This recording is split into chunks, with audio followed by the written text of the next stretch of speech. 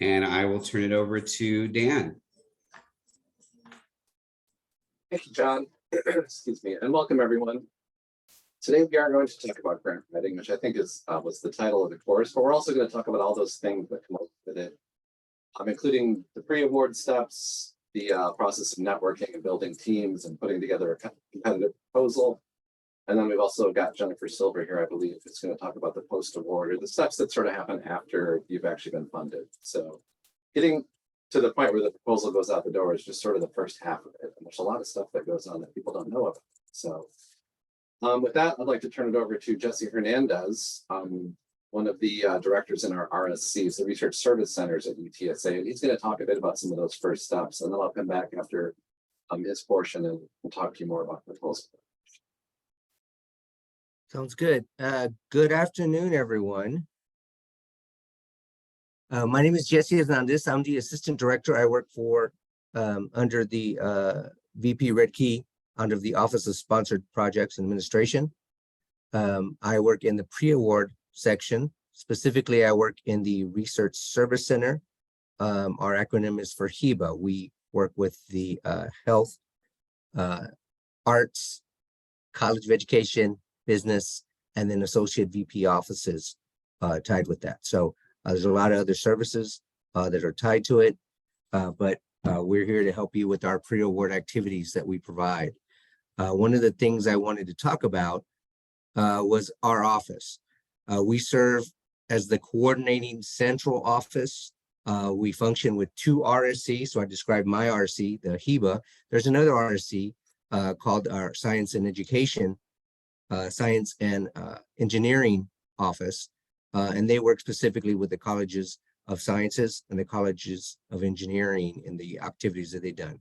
We both provide pre-award service, offices service, and then we the goal of our OSP is to assist faculty and professional research staff in their efforts to secure external funding and successfully complete their funded projects, and to assist to ensure research compliance.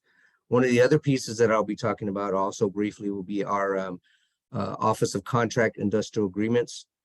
They actually work as part of our OSP team in getting the pre-award activities completed for any contracts that need review, negotiation, and signature. So I'll discuss some of that as we go on. One of the items that we had been talking about in our process involves our funding that we've had going for the last few years. In FY20, we generated funding requests. So this is what was submitted to funding agencies. We submitted over 466 million funding opportunities. Last year in FY21, we completed over 683 million funding opportunities. That year was a little special outlier.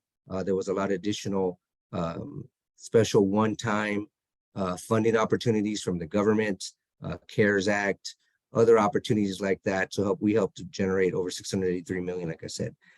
This past year, FY22, that we just completed, we ended up submitting just a little bit less, about 513 million. Again, the biggest difference being those one-time fundings that was available from the government for services. In actual funding received for fiscal year 20, we received over 100 million at that time in funding from sponsored agencies. The year after, in FY21, again, the outlier year because of one-time funding that was available from the government, we actually received over $264 million in sponsored project money. Last year, FY22 that we just completed, we had over 110 million. Again, the difference is those one-time outliers that were available from the government for use to help the university staff and our faculty and students.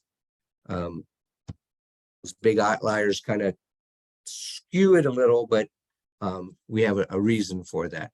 What I wanted to talk about specifically is what is a sponsored project. We'll start at that basic. These are external funded activities, whether it includes research, training, instruction, or public service. These are fundings that are provided either in a grant, a contract, or other type agreement that usually requires some kind of scholarly or scientific inquiry. It might require a report or some kind of deliverables, performance targets that are necessary for it. They generate specific budgets, line item budgets. They require financial or programmatic reports. They are subject, because they are outside funding, they're subject to external audits.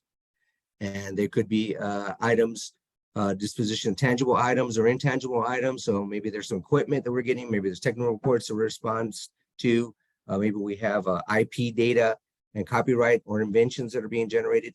All of those things are what describes a sponsored project.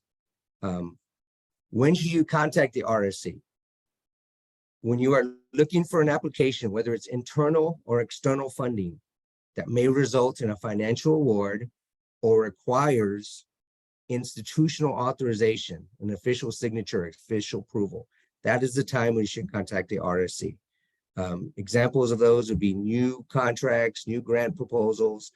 Perhaps it is a previous funded award. Maybe you are transferring from a different institution to here at UTSA. We would work with you to get those contracts, those grants, those projects transferred from the other institution to our institution. That way they're set up here and monitored and processed during that time. It could be perhaps supplemental funding. Maybe you have an existing project that the agency is offering additional monies. We will work with you to record those and process additional monies. We have, I mentioned internal funding. We have internal funding opportunities that are available here at UTSA. As part of our division in Red Key, we offer internal seed grants for those. Those opportunities would include whether you're working internally here between colleges, whether you're working with outside agencies. We have some with outside agencies, with SWERI, with other institutions, with the Health Science Center, with some of our biomedical groups. We have those that are internal that are offered annually. We have scholarly awards that are offered. Sometimes those come with funding, sometimes they're not, but institutionalized, we want to record those to make sure they're reported, and any kind of training that goes along with that, we can do that. If you have, let's say you are just submitting a white paper, or maybe just like a pre-proposal. Typically, we don't work with you at that time. Typically, there are no institutional approvals required. We can assist you with it, but generally, we request that you contact us after you've been selected to submit for a white paper or some kind of pre-proposal that's done. So keep that in mind when you're working with us. We'll always be available to answer questions, but those are generally the times that we will jump in for you, is when they want to, or when they are expecting a full proposal format. The services that we provide, there are a lot of core functions in our OSPA office.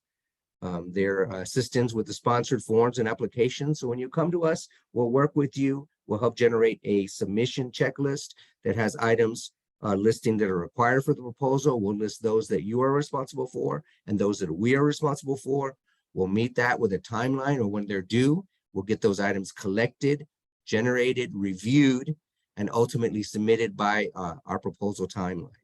We will provide assistance with any of the sponsor forms, especially if they're generic or standard, I should say, forms, maybe a 424, an R&R report, those kind of items. Our office can handle that. That way, it will allow you time to focus on your research and the writing for it. We provide guidance and review development of budgets to make sure they meet the agency's guidelines. We provide compliance review and submission to the sponsors. So once it's done, we'll ultimately submit it to the agency for you on their behalf. We'll then work as the liaison between the institution that we submitted to, that sponsor, and as UTSA, we'll work with you. So we've gone through all of that. We've submitted the documents. You get funded. You come back to us, our group will work with the agency and with our own internal function here. So I had mentioned earlier about our Office of Contracts and Industrial Agreements. That group is responsible for working with and reviewing contracts that are presented, sponsored project contracts that are presented. They'll look at, work with the PI. They'll help negotiate a lot of the internal works of that line item by line item, and meet with you and negotiate with the sponsor to make sure those items that are received are appropriate and protect all people involved in the projects. We handle both financial and non-financial items. So our contracts of industrial agreement will also handle MTAs. These are material transfer agreements. Maybe you have a non-disclosure agreement. Those kind of items would be handled. If you have maybe a data use agreement, they would work with you to get those access for rights to those. Collaborating agreements, teaming agreements, maybe it's a simple memorandum of understanding, a cooperative agreement. Those type of items are what our contracts and industrial agreement unit will work with you to help get those done. I kind of flew through a lot of the items that we had for us. If you have any questions, you can reach me at jesse.hernandez@utsa.edu. We will gladly meet with you, whether it's in person or virtually. Our offices are located actually on the main campus and downtown campus. If anyone has any questions, I am glad to take them right now.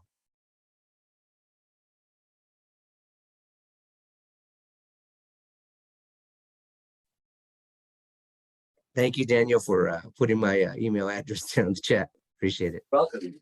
Yeah, I wanted to point out, I guess, that almost all the awards that leave UTSA and go to a sponsor are routed through the Research Service Center. There are very few, some awards that don't include money, sometimes don't go through the Research Service Centers, and some fellowships go directly to faculty, but almost everything else is really submitted by UTSA. You're the PI, but or part of the grant, but the institution is responsible to the federal government for how we spend that money.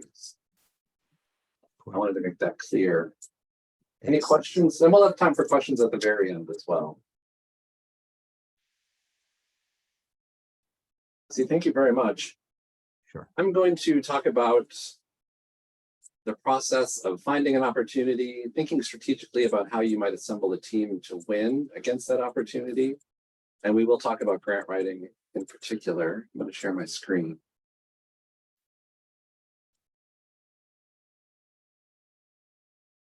Let's see, 1 second. We do a lot in teams. Here we go.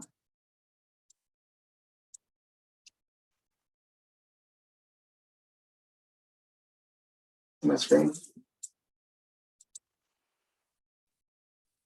Be a PowerPoint presentation. And I'm just going to do this. Is that let me know if that's not viewable. So my name again is Dan Rickers, Senior Director for Strategic Research Initiatives at UTSA.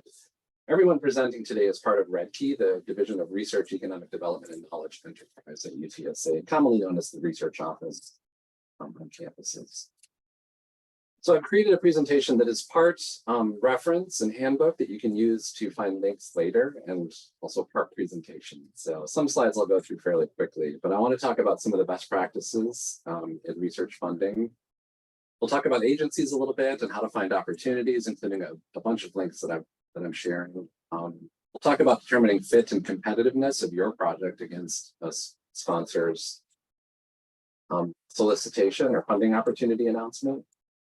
We'll talk about teaming a little bit as well, some common pitfalls to avoid, proposal development, how to work with consultants, and then talking to program officers. Both really important skills to develop, and then resubmitting, something that sometimes people don't do and maybe they should do more often. And again, if you have questions as we go, please feel free to drop them in the chat or chime in. It's a fairly small group. So just a really quick overview. I've got 3 people in the research office who work directly on supporting grants and targeted awards, as well as a program manager who supports events focused on research particularly.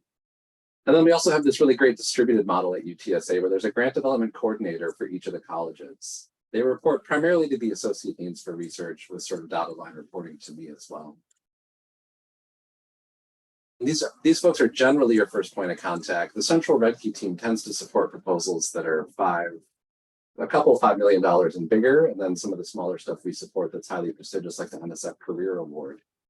But the grant development coordinator in the college is usually your primary point of contact. Our services are optional. That's one thing I wanted to say. The Research Service Center process and the post-award process that Jennifer's going to talk about, you really have to go through when you're submitting proposals as an employee of UTSA. The support that these folks provide in developing grants is optional. A lot of faculty that are experienced don't really need our help. Other times, experienced faculty get on really big proposals that require collecting 50 letters of support, CVs from a lot of people, and they really need the project management support so that they can focus on the narrative. So when you're as a junior faculty member or as a postdoc where you are now, you'll ideally work with your faculty mentor or the lab director that you're working in. And those folks will work with you to submit proposals. So just a little background. Thing I find, and it's sort of received wisdom about research development, which we'll talk about in a second, but sort of this whole idea of being prepared to submit a proposal, all the work that goes in before you actually submit a narrative to a funder, is that you should, as you probably learned in grad school, be a great networker, get out there and talk to people in your field, get to know others. And this includes funding agencies as well. Learn what their mission is, learn who the staff are in those directorates. That's NSF's term. National Institutes of Health has institutes and centers. But there are faculty members who go to National Science Foundation for 3 years and serve as a program officer. And then they go back to their faculty position at their campus. So these are people that are experts in your field working for these foundations, helping to fund science that's really making a difference in the world. I'll open in a second. And then it's also important to know that funders offer programming such as webinars, and NSF has NSF days, I think twice a year at least. That used to be in person and maybe again now. It will be soon, I think. It's a great place to go, meet program officers in person, learn a lot about the funder overall. And then take a look at funding announcements, and we'll talk about where to find those. They publish these regularly. A lot of times a particular announcement will appear, or with NIH, sometimes they have deadlines. They often have deadlines 3 times a year. There's a February, June, and October cycle for R21s, for example. So it's really important to become familiar with how those agencies work. There is a group that started in 2010, the National Organization of Research Development Professionals. And this is a sort of coalition founded this organization of people who work in research offices and whose role is to help faculty submit competitive proposals. Universities have turned to external funding more and more, I think, as state funding has diminished some in some states. And bringing in external research dollars can be really crucial to the success of our students, our faculty, and to the work that you do. But I just wanted to raise awareness of that organization. I want to talk about a really common process, and we help people that are in this situation all the time. And sometimes it's unavoidable. Department of Energy often releases calls only 2 months before the deadline or 60 days. And sometimes you know it's coming and sometimes you don't. But generally a team will have an idea and they need some funding to support it. And all of a sudden an opportunity is either found or it's released and they've got 8 weeks to the deadline. Everyone gets on board and they rush to get the proposal pulled together and send it out. And then usually with National Science Foundation, you wait 6 months to hear whether you've been funded or not. And if not funded, but fixable, the team will resubmit the following cycle. And oftentimes people do resubmit before they're funded. It's something to keep in mind. Don't be discouraged. I heard one story of a R01 that a person submitted 10 times to National Institutes of Health before it was actually funded. I think it's very common for people to submit 3 to 5 times to NIH before they're awarded. But really an ideal process from a research development perspective is that you've got a hypothesis, you need funding, you work with your collaborators and you collect some pilot data, reach out to the grant development coordinator in your college and ask for some help, ask them to help you look into what's previously been funded maybe and talk to you about strategy of how your project might be a fit for a specific opportunity with a funder, and think about then, what sort of things that have been previously funded and how does your work fit in with that collection of work. It's really important to remember that your idea is the core thing that you're looking to fund, but that funding agencies have their own specific agenda. And we'll talk a bit more about this in a few minutes. So it really is about matching your project to the needs of the funder and then convincing them to award you the money. And then ideally, you take several months to develop a competitive proposal. You meet with a program officer, work with a consultant. You refine your pilot data if needed. You might present your idea at a conference, although don't talk about any intellectual property until you've protected it. Keep that in mind. It's a different webinar. And then you work the proposal over several iterations, possibly having a red team review, having peers and colleagues read it and give you feedback. Really putting this work in for 3 to 6 months before the deadline can increase your success rate dramatically. I don't have any data to provide to you, but this is sort of received wisdom in the field of research development from people who've got a lot of experience working on proposals and have seen the success that comes from this sort of process. So sometimes you don't have any choice but rush, and sometimes those projects do get funded. But if you can, it really pays off to plan in advance and put in the work. All right, now I want to just talk about funders really briefly. I've got 4 slides here that are all pretty much the same. One for humanists, one for the arts, another for National Science Foundation, and one for National Institutes of Health. National Science Foundation is, I think, the most frequent funder for UTSA, so I'm just going to talk about it as an example.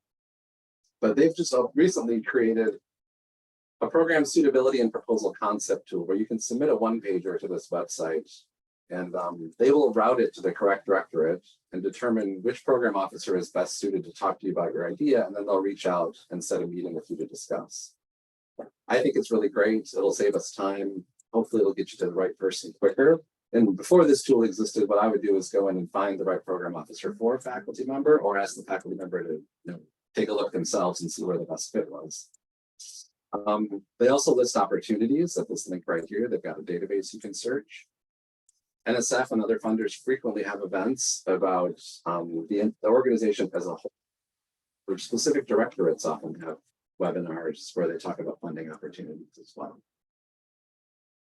I have this document called the PAPPG, and which off the top of my head right now, I think it's I'm not even going to try, I don't remember it, but it's the proposal preparation guide essentially, which gives you all of the rules of NSF and what you need to do to submit things. It describes specific documents like bio sketches and other things that need to be submitted.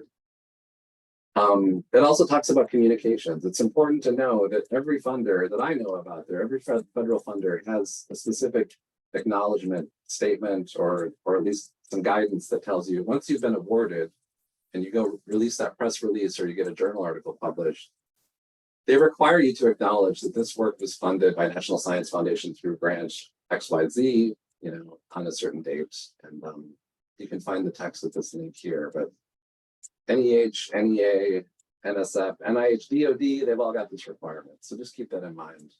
You really want to make sure that you give the funder credit for funding you. That helps build goodwill, and you'll continue to be funded by them once you win your first grant. So you can also look at prior awards. This is extremely helpful. We often have faculty members. I worked with one this year who wasn't sure whether her work was NSF suitable. It clearly fit National Institutes of Health, but she had an engineering angle that NSF, would NSF. And so what we could do is go in and look at prior awards and better understand what they funded and see if they funded anything that was similar or in alignment with what she was trying to do, that would give her a hint about suitability and also help her find the right directorate to talk to as well. So really important to look at what's been previously awarded. This is also extremely helpful if you're looking for equipment. If you're looking for a very expensive microscope, and Texas State was just awarded one last year, it's extremely unlikely that NSF is going to fund one at UTSA just 30 miles down the road, right? So it's really important to know. If you didn't know about that and you went ahead and submitted the proposal, you essentially did all that work with very, very little chance of being successful.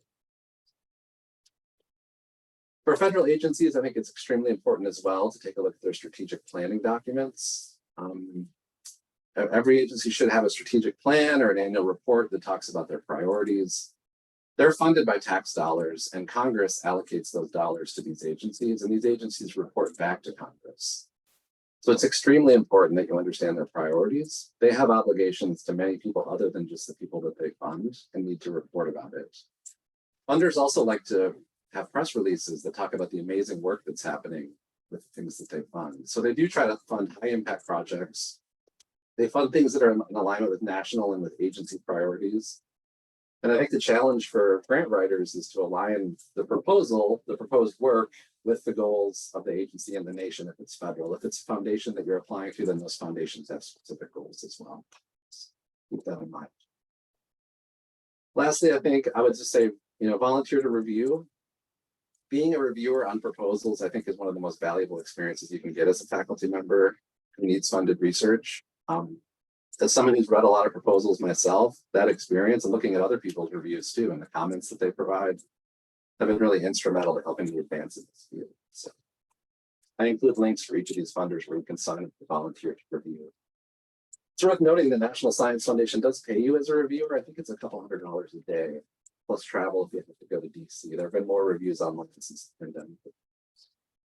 But definitely sign up. And I know of a lot of assistant professors that have served as reviewers. So don't think that you're too junior to be a reviewer. I'm not sure how many postdocs end up getting the chance to review, but it's worth looking into something you could do. It's a great way to show national service, and it really will help you see a lot of different proposals and learn some of the tricks and tactics that others use.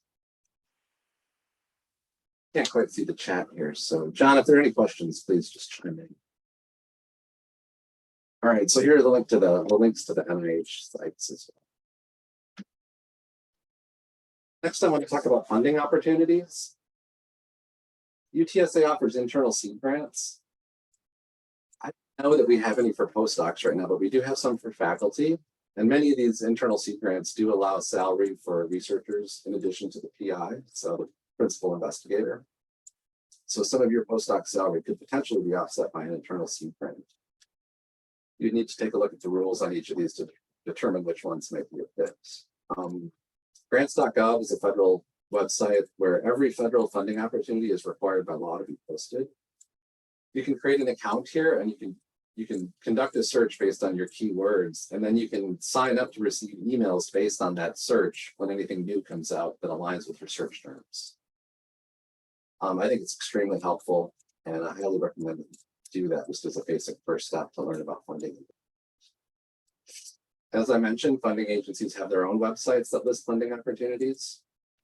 What's really great about this is if you know that your work's an excellent fit for the National Institutes of Health, National Cancer Institute, you can go straight to their website or select that institute in the NIH search tool and just look at funding specifically from that institute. So it'll help narrow down the number of opportunities you have to wade through. UTSA subscribes to services of academic analytics, which includes a tool called Faculty Insight. It provides one of its main features is a database that includes state, foundation, and other sponsors beyond federal funding, but it does include federal as well, funding opportunities that you can look at. There are a lot of fields, and I think particularly in the humanities, arts, and social sciences, where foundations actually provide more dollars per year to artists and researchers than federal agencies do. NEH has a really small budget compared to National Science Foundation, for instance. So state and foundation sponsors can be really important in some fields. There are also tools that are specifically focused, websites that are specifically focused on nonprofits and foundations. Candid is one of them, and Foundation Search is another. For free, you can learn some information about funders and foundations, and you can also look at 990 forms. It's an IRS form that lists all the money that they previously awarded for that year. It's submitted each year to the IRS. That can be a really useful tactic to learn how much money they give on average and what sort of organizations they grant to. But you really need a lot of money from foundations. It might be worth a subscription to these. I often remind people, because sometimes we do forget, that you can just go to an internet search tool and put in your keywords followed by grants or funding for or fellowships, and you can get a list, pretty good list of opportunities that might be a fit. I put a link in here to a GitHub list of postdoc funding schemes. I think this is a British origin, so they don't mean scheme in a negative connotation, but it's really a list of funding opportunities for postdocs. So take a look at that and remember to just search the internet sometimes. You never know what you might. I also recommend people look at CVs of their colleagues to learn where they've received funding. And professional organizations and societies also have grants. I include a link to an APA site here where they have some grad and postdoc fellow application opportunities. Finally, I think it's important to note that most campuses have offices of corporate and foundation engagement. This is often under the institutional advancement umbrella or the Alumni Affairs Office. These folks work to secure funding from local corporations, regional corporations, sometimes international, but more often local foundations. And they have a subscription to one of those search tools that I mentioned. I think it's Foundation Search. And they have staff who can help you with the whole process of pursuing foundation funding. Some foundations will only give money to nonprofits or 501c3s. UTSA is an institution of higher education, but we have the UTSA Foundation, which is 501c3. And faculty members who want to go after foundation funding often apply under the UTSA Foundation umbrella, and then that money gets routed through UTSA and back to the faculty member. I think Jennifer Silver will give you a little more detail about that if you're interested. So then my last slide here is kind of just a link to a couple of postdoc opportunity pages for NIH and NSF, so you can find opportunities there from specific funders just by searching.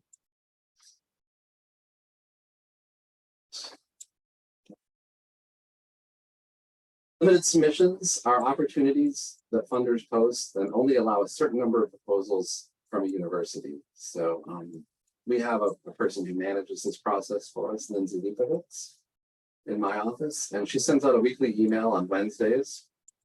It goes out to all faculties, and I'm not sure if postdocs have received this in the past, but we're going to make sure we're sending it to John Schaefer. And it lists anywhere from 8 to 15 or 20 opportunities that are limited that we think that UTSA personnel have applied to in the past or that are a good fit. There are some that are clearly not a good fit for the institution. We don't advertise those because there's not much interest. But we advertise these and we provide dates by which faculty should send a notice of intent that they'd like to be considered for that opportunity.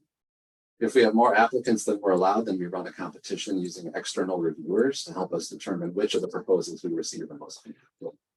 So I'm going to share an example here. Just if you see this in a funding opportunity, just sort of remember at a later date that you should reach out to your research office to be sure that you're allowed to go forward. But this is from the National Science Foundation Major Research Instrument Program.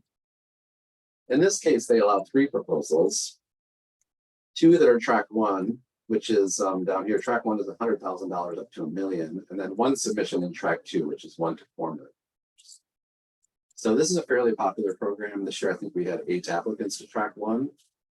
And those proposals are currently out for external review, and we should have results, I think, in the next week or so.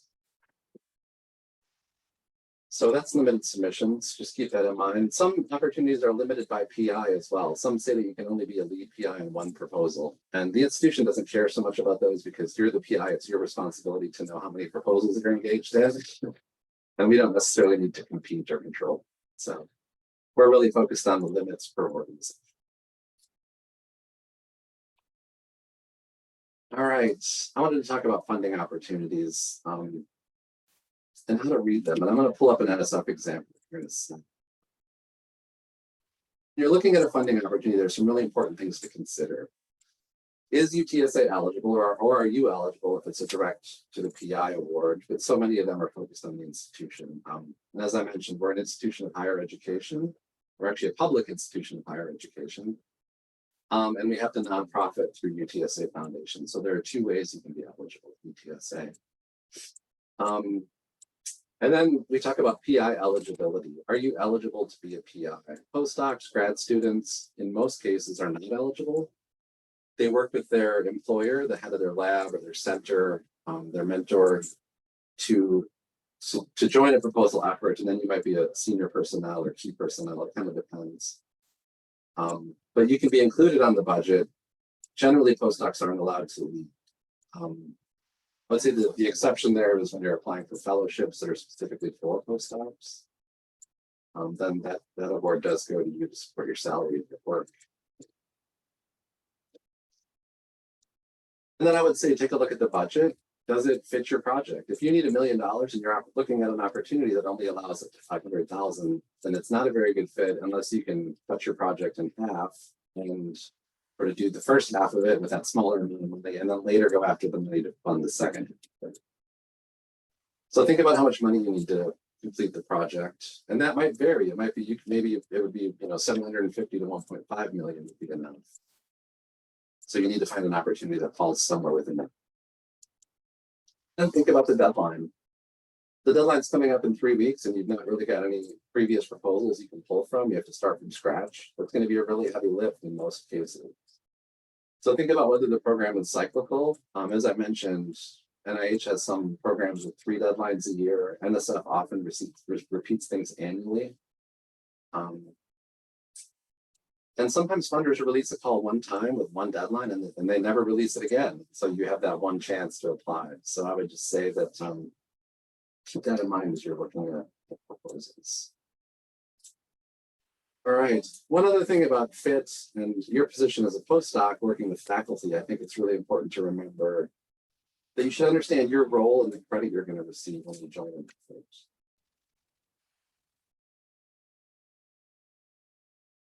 You know, when you're working for someone in the lab, you do things all the time that you may not always get credit for, but putting proposals together, a lot of work. I think you want to have something at the end of the day that you can include on your CV, right? So you have to negotiate with your faculty members, but it's just something that's really important to keep in mind. And it's really good to know that up front. So you can look at what's previously been funded to ensure that you have work that's a good fit. Share a one-page summary with the program officer and meet with them. Think about whether you need pilot data to make the case and receive funding. If the funder seeks new knowledge, are you creating it? And do you have a track record of success? So sometimes you need to start small and go through the smaller grants to show that you can handle, you know, a budget and run a research project that's been funded by an external entity before you go for the $2 million opportunity. And it's going to vary. In the humanities, a $10,000 to $20,000 grant is a pretty big win. In the sciences, you really need to be closer maybe to $50,000 to $100,000. But keep that in mind as you're looking at opportunities and thinking about where you are in your career.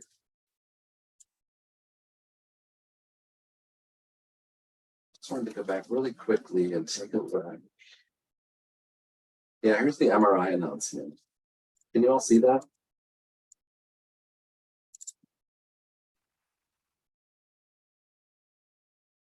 Assume that's a yes. So National Science Foundation structures all these the same way.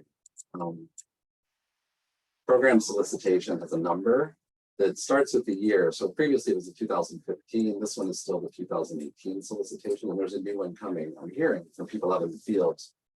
NSF hasn't confirmed that yet directly in response to my request, but we believe there's a new MRI committee. They list the different offices or directorates that will engage with this program, and they provide deadlines. So January 19th is the deadline for every year after 2019. So January 19th of 2023 is the next deadline for this solicitation. They provide revision notes that tell you what's new. So if you're really familiar with the program, you can just scan through these and you can see what's changed. They provide the title and a synopsis, along with those 2 tracks that we saw mentioned here. But note that cost sharing is required at precisely 30% of this funding team. The rumor is in the new released call that's coming that cost share requirements going to be dropped, which will open up this opportunity to a lot more people. It will make it harder to win for one, but it also reduces the burden on the institution when they apply for this. If you apply for $1 million, you're going to have to come up with $300,000 to manage.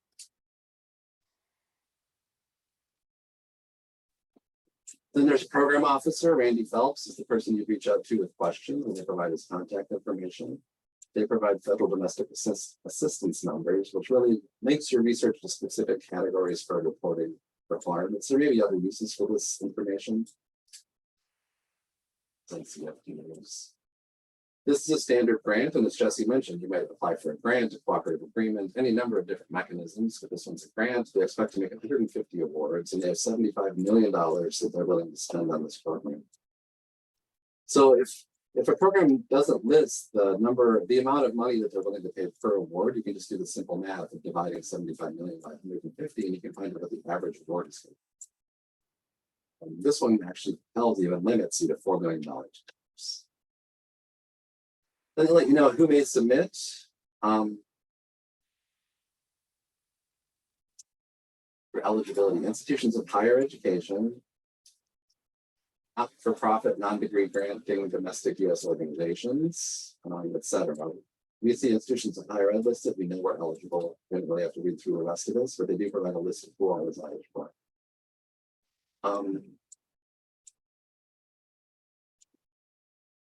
Yeah, PhD granting organizations were required or still are until that new call comes out to provide 30% cost share. Those non-PhD granting did not have to.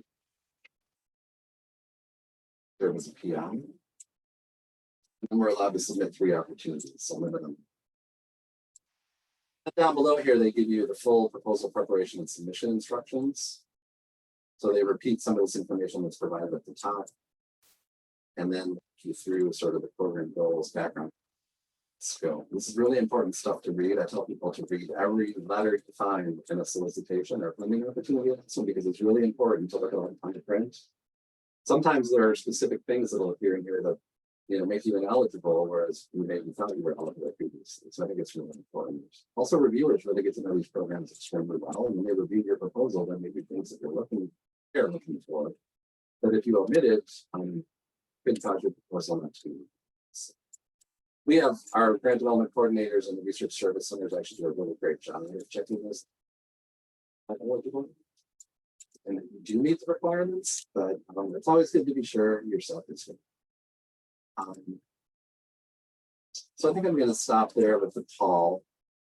I really wanted to talk about some of these things at the top, but it's really important to note that almost every funding opportunity lists these sort of requirements, cover sheet, a project summary, and I'm going to show you a little bit of this, all the different requirements, which we'll talk about a bit later as well. The Research Service Center will help you with this budget. A lot of people find budget speed to be the most daunting part of the proposal submission. Sort of review that point of view. There are a lot of different numbers that can be entered and things that can be calculated. Excuse me. And the Research Service Center is here to help. That's one of them. I just wanted to scroll down to review criteria. Yeah, merit review criteria are provided. This is one of the most important things to look at as a proposer. It's really important to understand how you're going to be critiqued and how you're going to get points. NSF doesn't give a points scheme here for this. Department of Education and other funders do. And it's extremely important to know. But they want to know intellectual merit, which is your potential to advance knowledge, extremely important. The National Science Foundation over the last decade has every year gotten more and more interested in broader and societal impacts. They want to know what your benefit to society is going to be and how you're going to contribute to achieving specific desired societal outcomes. So you could be, well, there could be any number of things that you're going to do. You might be creating an app that's going to help solve some problem for people in the world. Knowing how many people that problem impacts and how much it might save them in time or in stress or in difficulty doing things that help them have a more healthy life or some other thing is a really important information that they need to post because it helps reviewers understand the importance of what it is that you want to do, and it can increase your chances of being funded. So keep that in mind. Really understand how you're being reviewed and pay attention to it when you take a look at these opportunities. I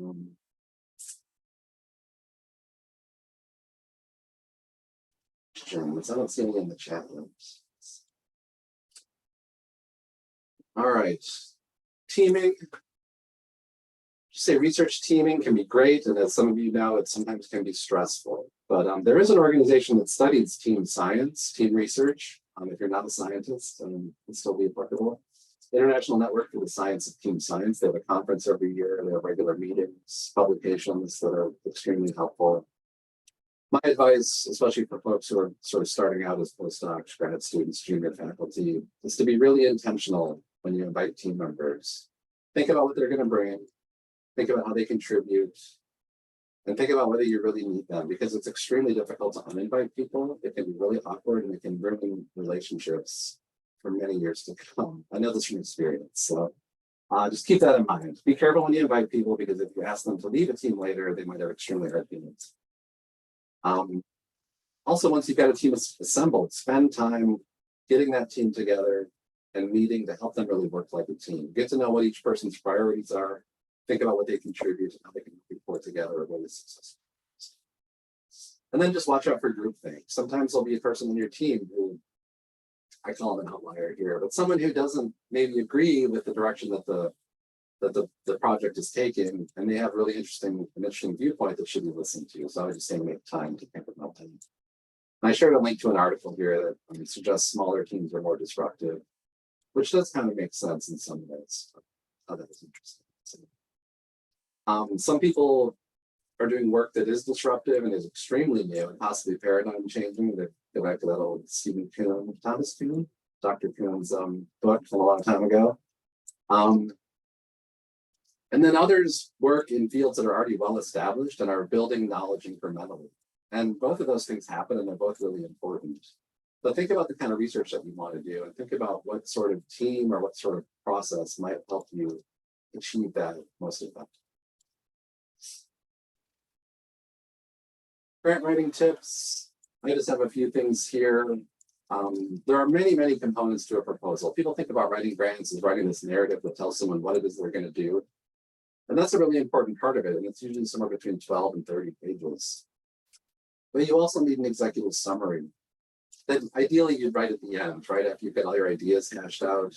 You put your one-page summary together that explains in one page concisely, often without references, what it is that your proposal aims to do. But you often need this early in the project to share with a program officer ahead of a meeting. Right, so you send them a one-pager, they read it, get on the phone call with them, ask them questions, they ask you questions, you talk about fit, and make sure that your project aligns with what this program officer's domain is. And so you often draft that one-pager first and then refine it. Specific aims is a National Institutes of Health specific document. They require a 30-line abstract usually, and then a one-page specific aims page, which is a very structured, formulaic document in most cases. It's got, you state your exigence in the first page, you give some overview and background, and then usually you have around 2 to 5 specific aims that are hypothesis driven. You say what it is that you want to do, talk about a little bit about how you're going to do it. Share links to specific aims examples if people need them. There are some great tutorials out there online. There's so much information about this sort of thing online. And there are lots of opinions too. As you get more experience with grant writing and process development, you'll acquire your own style.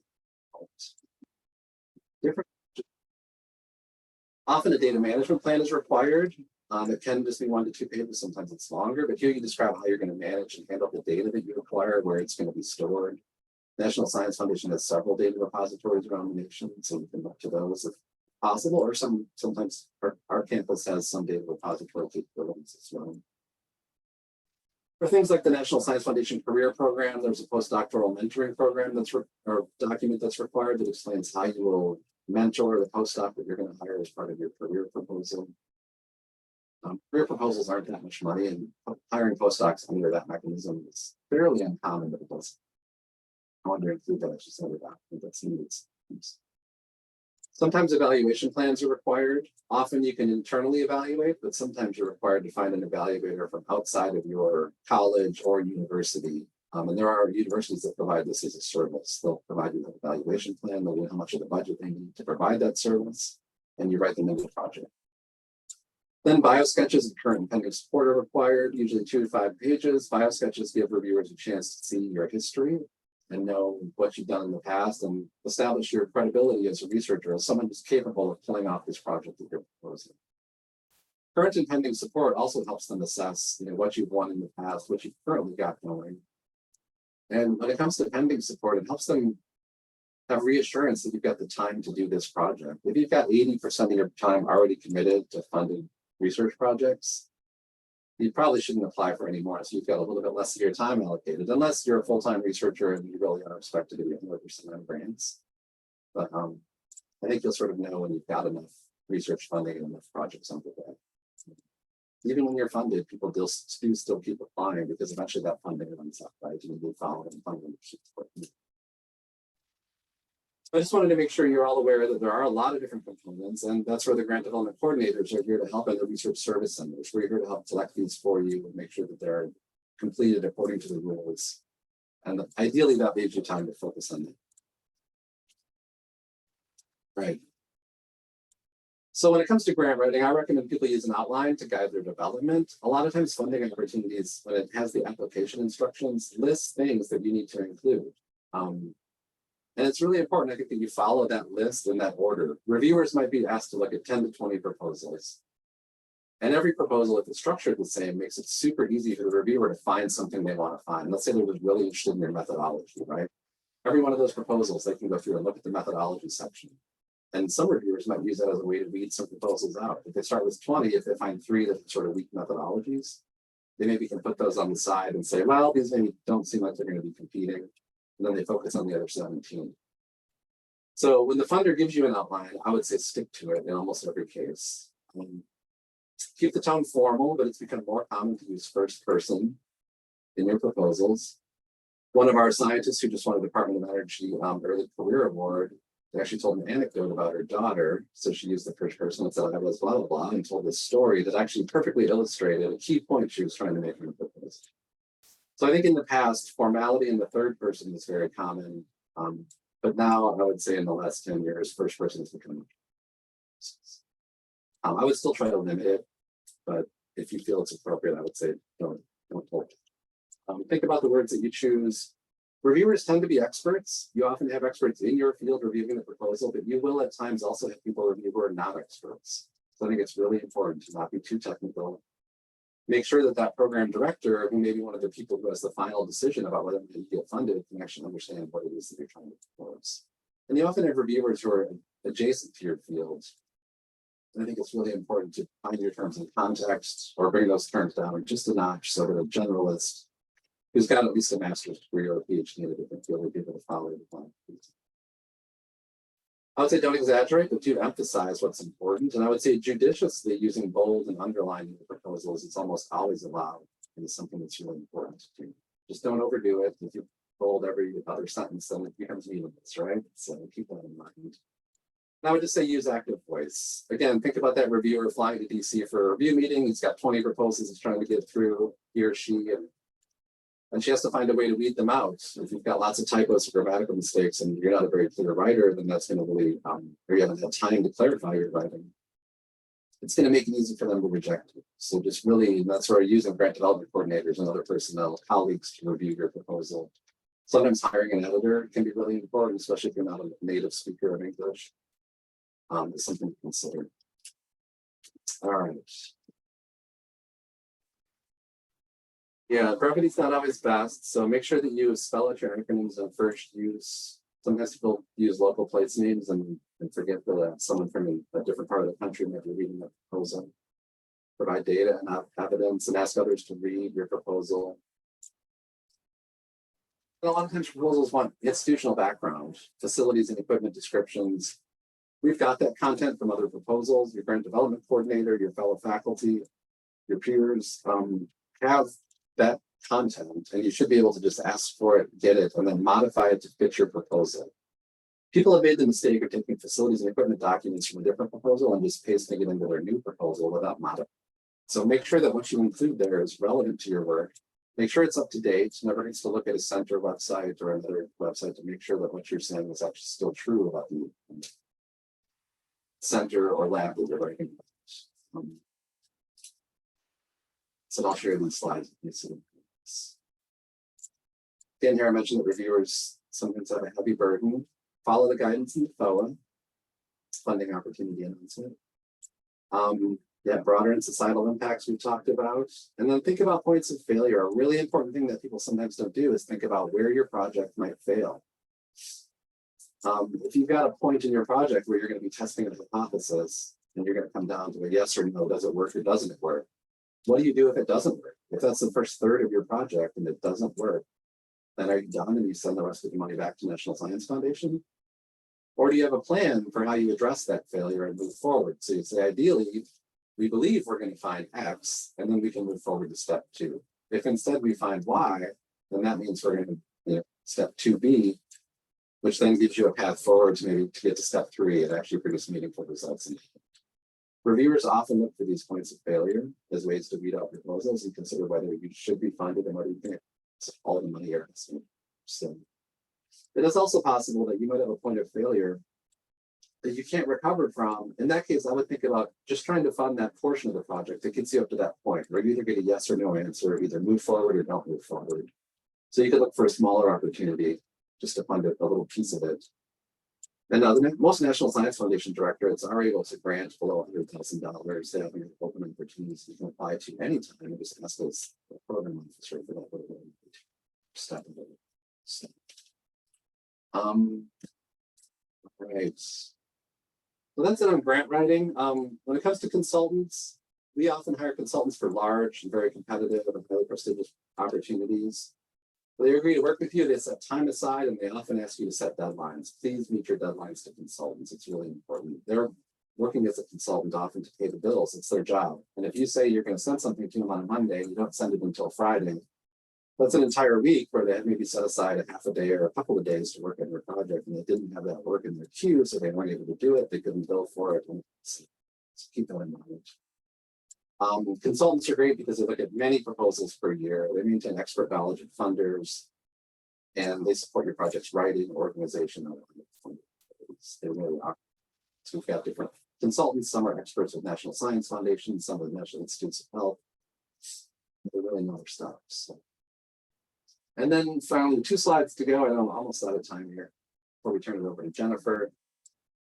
But when it comes to talking to program officials, remember first impressions. You always want to come across as an extremely competent, capable, reliable researcher that they can trust with their money. Right? That's what they're doing. So they're on the hook to spend taxpayer dollars wisely. That leads to results that they can then talk about in press releases and to Congress. So people keep their objectives in mind too.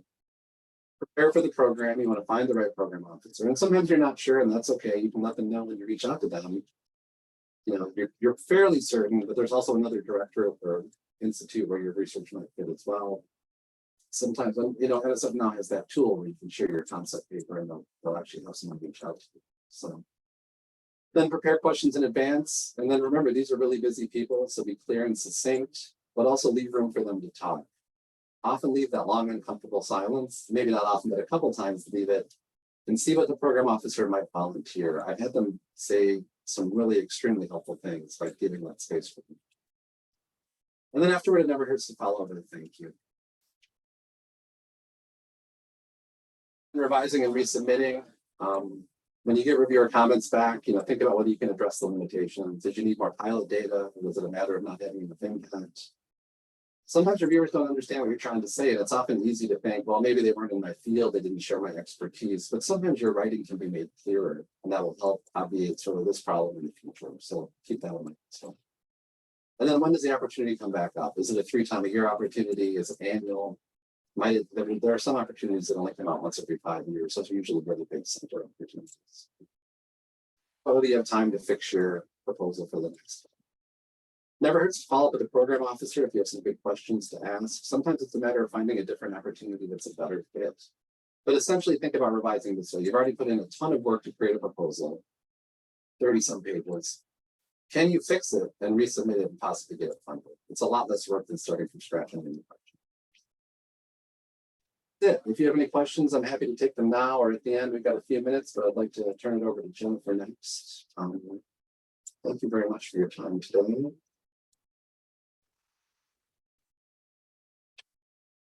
Jennifer, thanks for being here. I'm going to introduce Jennifer Silver, are you the director or one of the directors for post-award services at UTSA? Post-award handles all of the management of the grant once it's been received, and I'll let Jennifer pick up from here. Yes, thank you, Daniel. That was an excellent presentation. A lot of breadth and depth there, and it's really a gold mine of information. My name is Jennifer Silver. I'm Director of Post-Award Administration with UTSA, and I will work with you and your PI team when you are funded, when an award has been fully negotiated, accepted, and executed on behalf of the institution, and handed to my team from the Research Service Center. I wanted to share my presentation if I could, just bear with me.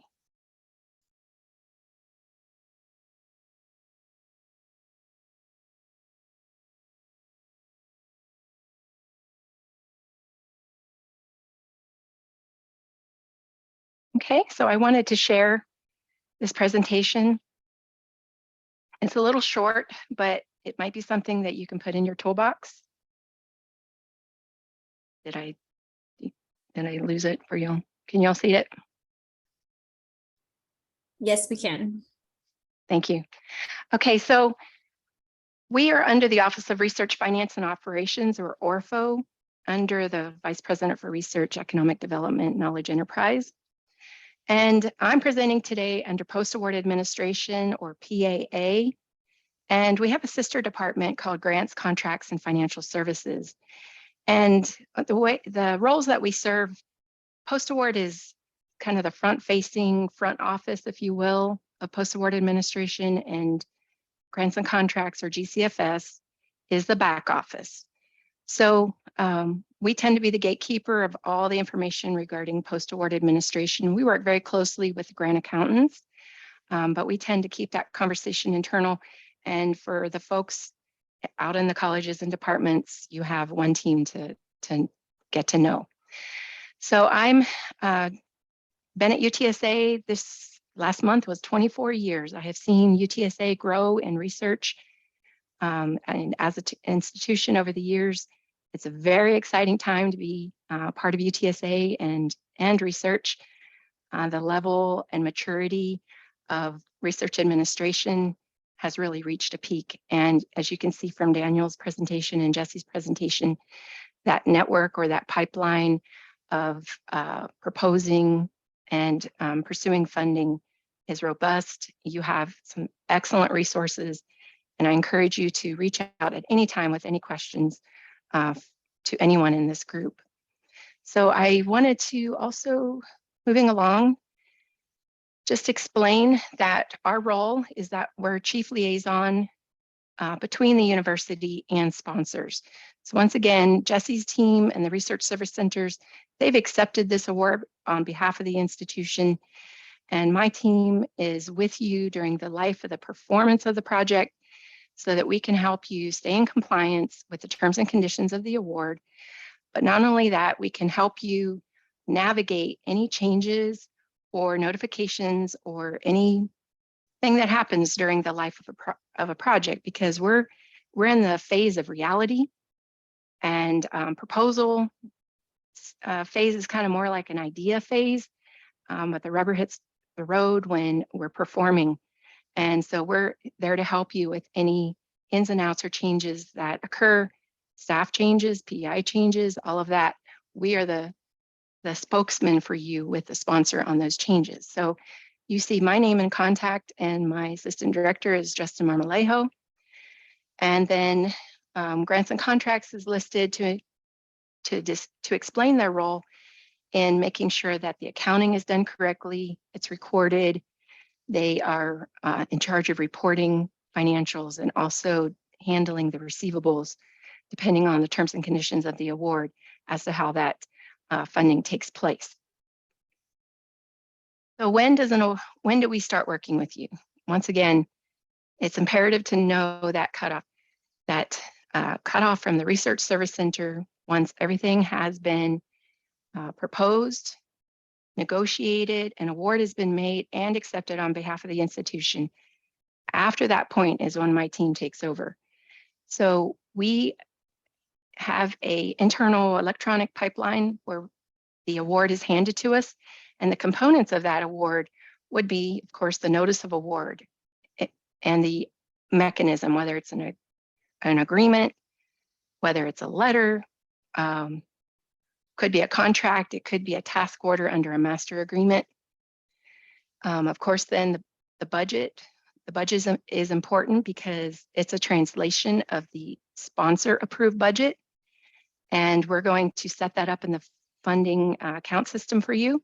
And we want to make sure that the understanding that we have in preparing for you to spend is what the sponsor is expecting also.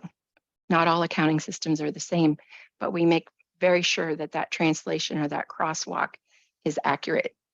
So included in the award package would also be a budget narrative, so we can kind of understand, how do you plan to spend day to day? What are your purchasing plans? Who is included? So the level of detail that may not be in the template would be in the narrative for our reference. Then, of course, we have the scope of work, so we have an idea of what you're going to be performing. And if there is any cost share, meaning that the university is going to assist in providing or supporting financially the composite project, then we will also set that up in a linked account to the external funding account so that we can run that together and we can monitor it closely. And the commitments of the university on behalf of that award are protected and available throughout the life of the project.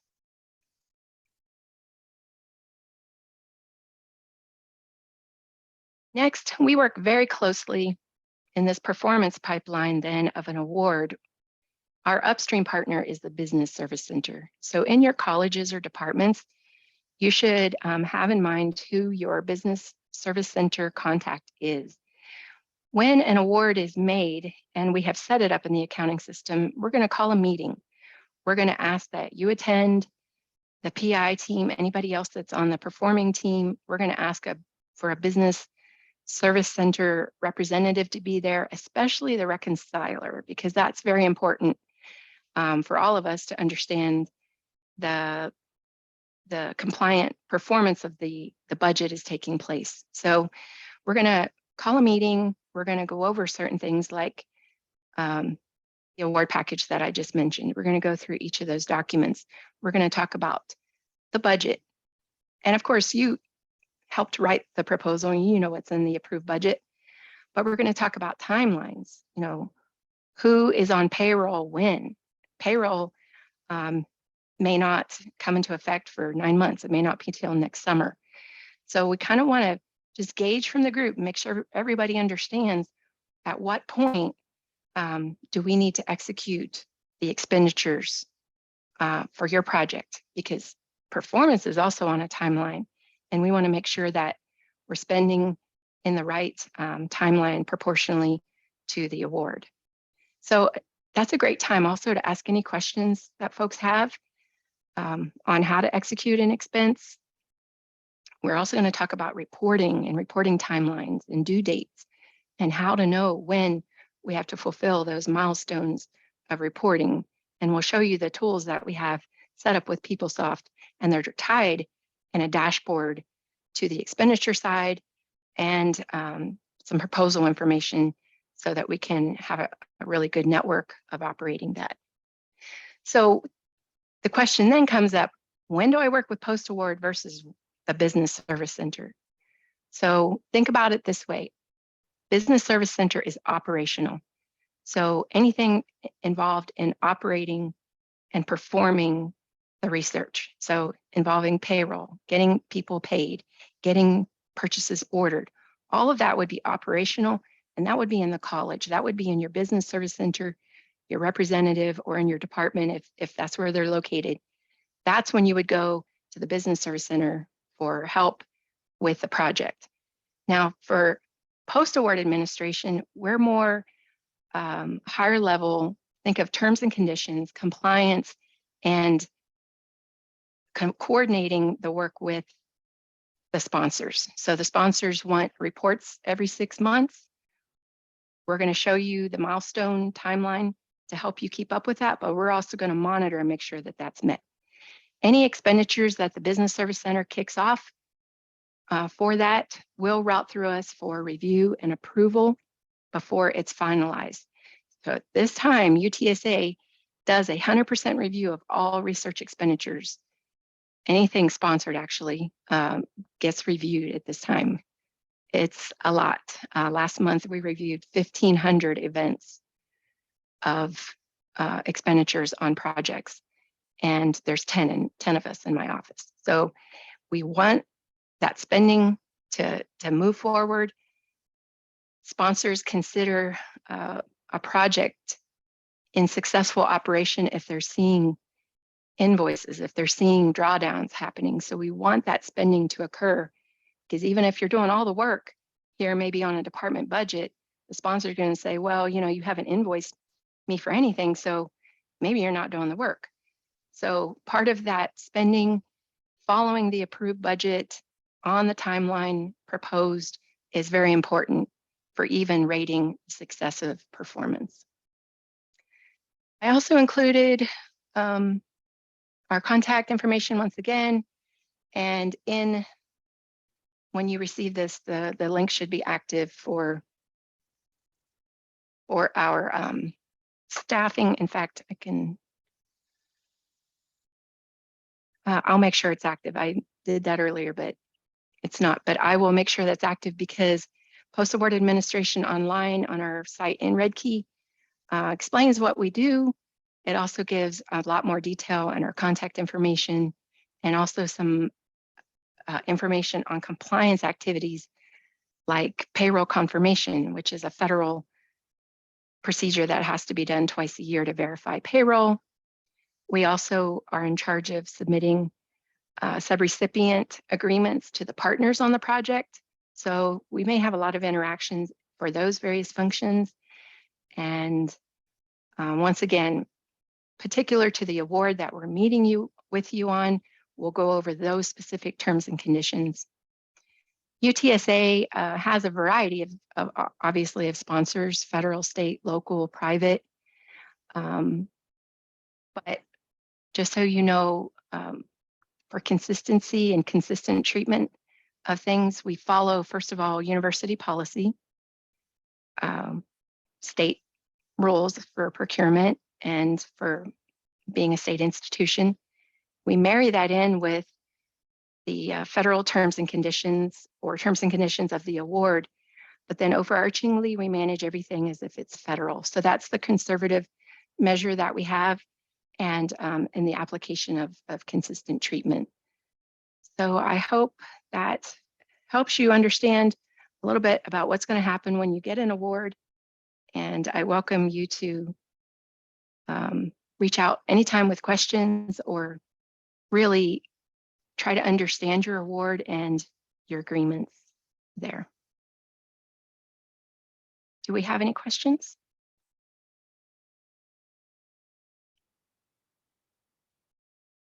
All right, if anyone has any questions, feel free to unmute yourselves, or if you would like to utilize the chat, you can go ahead and pop those in there and we can go ahead and ask our presenter anything that you guys are wanting to know.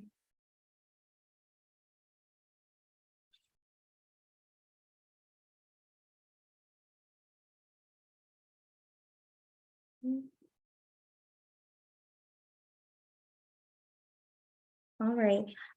Will the slides of the presentations be shared at the end? Yes. So we will be providing at least if our other two presenters will go ahead and have those emailed to me, we can go ahead and provide those slides. So the ones that are sent to us, we'll go ahead and make sure that they're sent to you via email. Awesome. Anybody else?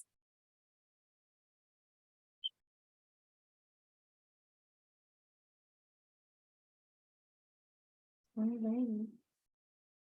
Well, if we don't have any questions, just give us a couple seconds. Thank you guys so much for presenting for us and offering this amazing information for our postdocs. If you guys do have any questions in the future, I'm going to go ahead and pop my email in here. We also have their slides, which they're going to be provided, which should have also their information on there. So if there is anybody that you want to reach out to with any questions, there's that. All right. So if we don't have any other questions, again, thank you so much and super duper appreciate you guys. Thanks, everyone. Have a great day. All right.